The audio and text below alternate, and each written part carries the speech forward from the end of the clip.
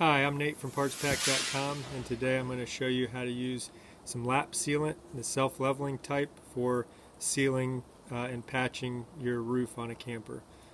Today we're working on about a 20-foot trailer that's got a rubberized roof on the top, and we're just doing an annual inspection of the roof and patching any areas that seem to be cracked or brittle. We've gone through yesterday and used a scrub brush with some soap and water and cleaned the rubberized floor and rubberized ceiling, and just inspected any damage to the roof.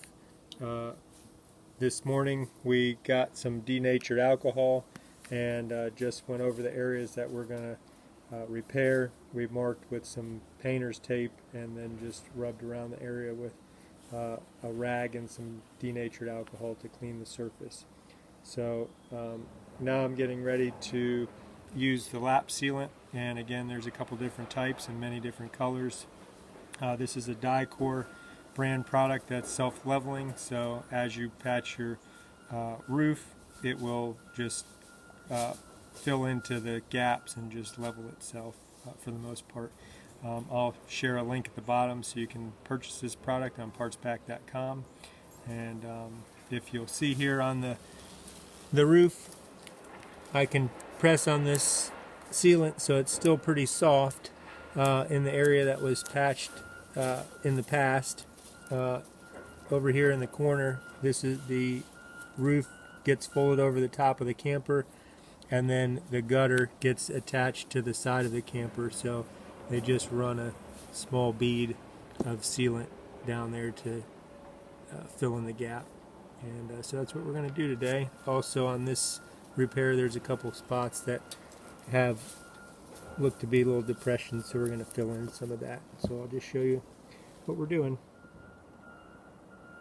Alright, so I put the tube of lap sealant in my caulk gun, punctured the bottle, and I've cut a tip that's about 1/4 of an inch just so I've got a nice small bead. I'm going to slowly press my trigger and fill in the gap and just make a nice easy bead.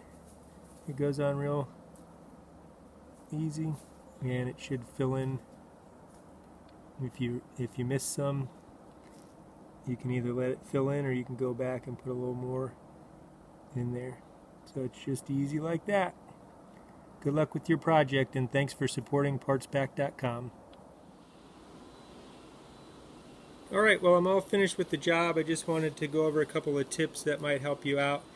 The first tip it was very helpful to have an assistant. I was able to stay on top of the camper and just run the caulk gun while my assistant was able to clean up any drips or issues that I had.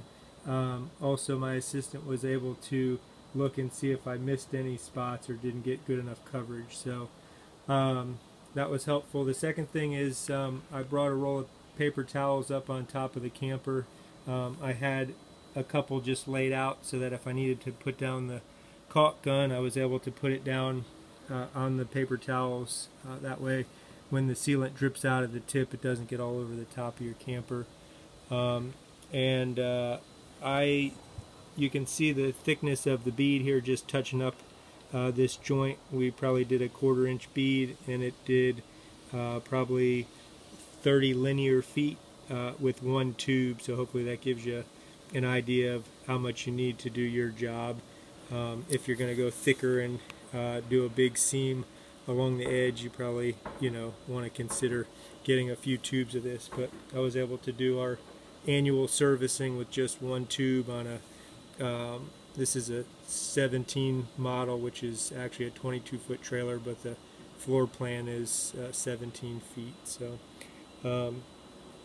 anyways, the last thing is we had a little bit left in our tube, so one of the tips I've learned is you can use some plumber's putty on caulks and sealants and stuff. You just take a little plumber's putty and jam it down the end of your the tip of your nozzle, and that usually keeps the sealant fresh, so you can try that if you have some extra and want to save it for another project. Thanks again, and don't forget to shop at PartsPak.com, where there's outdoor fun in every box.